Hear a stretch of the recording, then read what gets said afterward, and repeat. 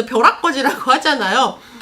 집이 없으면 더 가난해지는 느낌이 계속 드는 요즘 쫓기고 계시는 분들이 많아요. 그러면서 동시에 반면으로는 혹시 꼭지가 아닐까? 내가 집을 사자마자 집값이 떨어지는 건 아닐까? 이런 걱정을 하시는 분들도 계시죠. 내가 투자를 했는데 집값이 떨어지면 어떡하죠?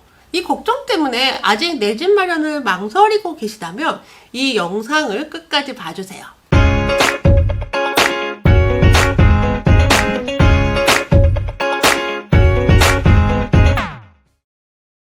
한동안 일본의 부동산처럼 우리나라도 잃어버린 부동산 시장을 가지게 될 거라는 주장이 있었습니다.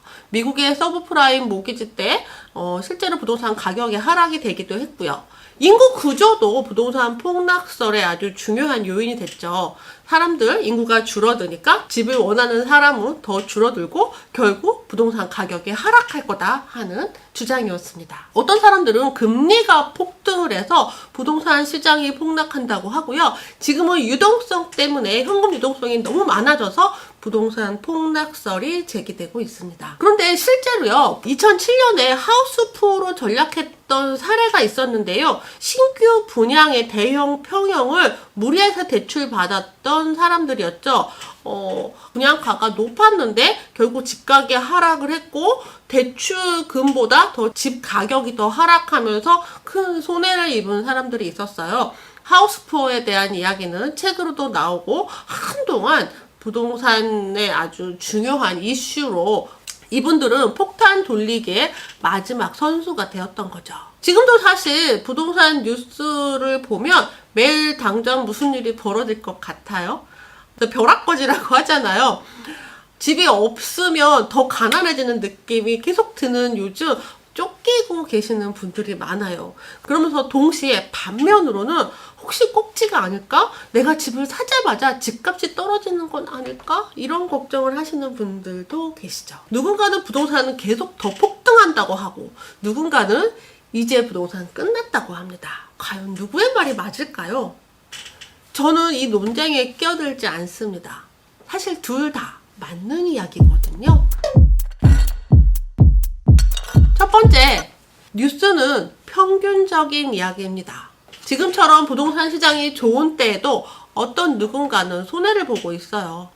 부동산 시장이 다 폭락하는 시기에도 어떤 사람은 큰 이익을 보기도 합니다. 뉴스에 나오는 이야기들은요, 아주 평균적인 이야기거나 아니면 아주 특정한 집단에 대한 이야기예요. 압구정 현대아파트의 재건축 이슈가 우리 개인하고 무슨 소용이 있겠어요. 아주 특별한 소수 집단을 위한 뉴스가 마치 전체 이야기처럼 그렇게 나오고 있습니다. 우리 아이의 반 전체 성적이 매우 좋다고 해도 우리 아이 성적이 좋다는 뜻은 아니니까요. 우리 아이 성적이 중요하지 않겠어요? 두 번째, 여러분들은 우리 개개인에게 맞는 정보에 집중하셔야 됩니다.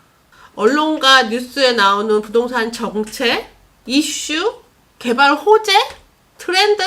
여러분들하고 무슨 상관이 있을까요? 나와 관계 있는 뉴스에 집중하세요. 내가 열심히 모아둔 돈으로 한 4억에서 5억짜리 집을 내 집 마련하려고 해요. 그런데 세금 때문에 걱정이라고요? 내가 지금 살 첫 집이 9억이 되지 않는다면 상관없습니다. 괜히 이렇다더라 저렇다더라에 마음이 흔들릴 필요가 없습니다. 나하고 관련 있는 뉴스에만 집중하세요. 가까이서 보면 매일 당장 무슨 일이라도 벌어질 것 같지만 멀리서 보면 매우 평화로운 것이 바로 부동산 시장입니다. 세 번째, 부동산 가격은 원래 변동합니다. 부동산의 평균 거래 가격은 항상 일정한 만큼 오르다가 조금 떨어지고 오를 때 폭등을 하죠. 일반적으로는 물가 상승률보다 상회해서 조금씩 계속 오르고요.